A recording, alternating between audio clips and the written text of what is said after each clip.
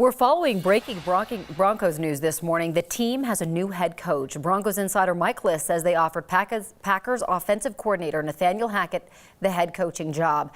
The Jaguars had planned to interview Hackett, a second interview, and that's when the Broncos decided to make their move and made a deal just after midnight.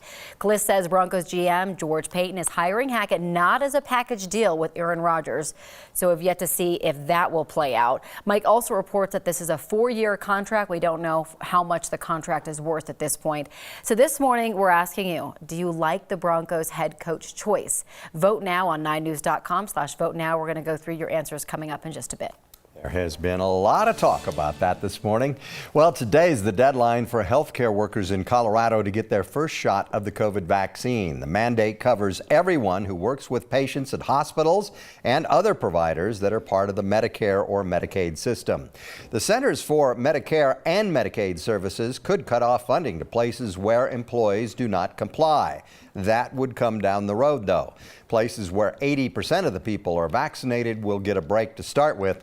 The Federal Centers for Medicare and Medicaid Services say about 81% of nursing home workers were already fully vaccinated earlier this month.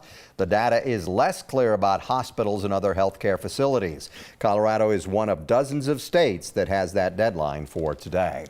We have talked a lot about this new variant of COVID, and each mutation we see can have even more mutations within it. So here in Colorado, the state has detected its very first case of an Omicron subvariant. They found it in late December in the Denver metro area. Scientists are still learning about the Omicron subvariant. The state says there's no evidence it makes you sicker or that it is better at getting around immunity. They say it could be more contagious based on early signs. Dr. Michelle Barron at UC Health says each new variant is like a sibling or a cousin to the original strain of COVID. For subvariants, she has a different analogy. So think of a subvariant as almost like a fraternal twin, not different enough to say it's a whole new variant, but different enough to say it's not exactly the same as Omicron either. There's more in common than there is not. So the state monitors wastewater to spot COVID case trends. It says at this point they have not seen that subvariant congregate in wastewater. Hundreds of students and teachers in Boulder Valley schools lost their homes in the Marshall Fire. It's hard to get back to school or work after a loss like that. The school district is trying to bring in more substitutes to cover the classes of teachers who lost everything. Boulder Valley says it will now pay subs $175 a day, Monday through Thursday, and $200 a day on Fridays. They're also looking for people to be bus drivers, custodians, food service workers, and child care workers. Higher inflation rates have left many people with sticker shock lately. No one knows that better than food banks, who have to buy those items by the truckload. Food Bank of the Rockies says they're seeing record need and record prices. We are blown away by how quickly the costs have increased. Canned fruit up 30%. Spaghetti, which is something we all purchase at the grocery store, is up 15% just over December of last year. We're actually spending triple the amount of money every month on food than we were 3 years ago. That's almost $1 million a month. Oh man, that's crazy and really hard on these food banks. 85% of the food at food banks in the Rockies is donated, but they still buy fresh produce and culturally responsive foods. Experts say international supply chain issues will likely keep inflation around for a while. Best case scenario, it at least slows down before it gets better. Topping your news in 90 today, sexual harassment is now officially a crime in the U.S. military. President Biden signed an executive order to implement provisions of the I Am Vanessa Guillen Act.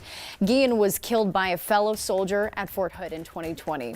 Supreme Court Justice Stephen Breyer stepping down from the bench. Breyer was appointed to the court by President Bill Clinton in 1994. His departure will allow President Biden to nominate another liberal to take over Breyer's seat on the Supreme Court.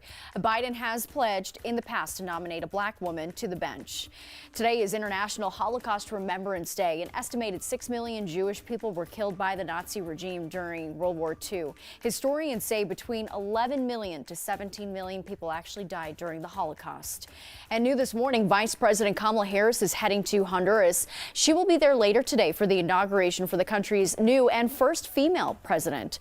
Bad news for all you coffee lovers. A new study says climate change will make it harder to grow grow Arabian coffee in the future. The crop is already tricky for farmers to grow and could even get harder as the planet warms up.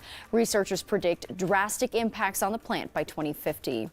And ending on a fun story, Lowe's is going to the dogs, cats, and other animals. The store is teaming up with Petco to open small pet shops inside their stores. The first is expected to be in Texas, and then it's going to expand in the coming months. And that's your News in 90. All right, going back to our team coverage now as we get ready for more snow. Yeah, 9 News meteorologist Corey Reppenhagen joins us now. Corey, the storm was late coming in, but it's starting to on the north side, sounds like.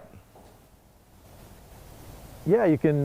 Those reports are starting to come in, so it's starting to creep towards the Denver metro area here. I haven't seen any flakes yet here in Boulder, but some of the people that are driving down here into this little business complex here, coming out of the foothills, said that they just drove through some light snow showers up in the Boulder foothills coming out of the Gold Hill area. So that snow, the air kind of pushes in towards the foothills, and they always get a little extra boost, and that's why they usually have the bigger snow totals, because they get it before and longer after we get it down here. So we're still expecting that snow to come in here. Maybe what I've been recommending to people is to kind of get where you need to go by about 8 o'clock.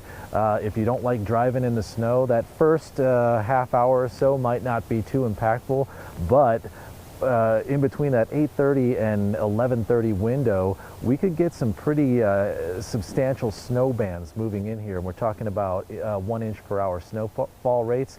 So that is kind of what we're anticipating. All this kind of activity about this storm all kind of centers around a 3-hour window where we'll get the bulk of our accumulation. And if we get 2 inches and it only comes in 2 hours, then that is an impactful storm. So that's what we're looking forward to here, guys. Still no flakes here in Boulder just yet. We're probably just about 20-30 minutes away. Yes, winter is coming. When we've seen those Greeley shots, it's really coming down there in Fort Collins right now. So For sure. Yeah.